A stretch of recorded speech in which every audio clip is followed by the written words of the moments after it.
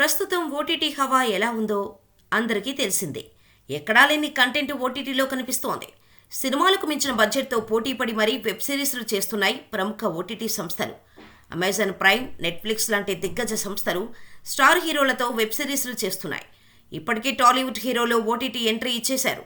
రానా Naidu web సిరీస్తో Venkatesh Rana digital entry ఇవ్వగా, నాగచైతన్య ధూతా సిరీస్తో అదరగొట్టాడు.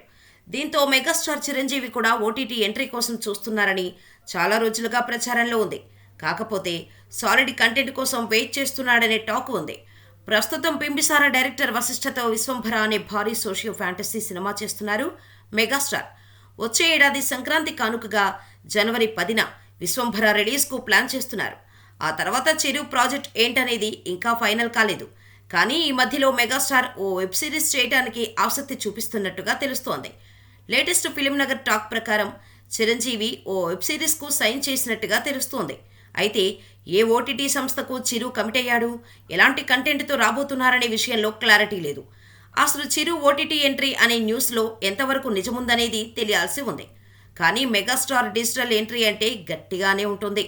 మరి దీనిపై ఎప్పుడు క్లారిటీ వస్తుందో చూడాలి.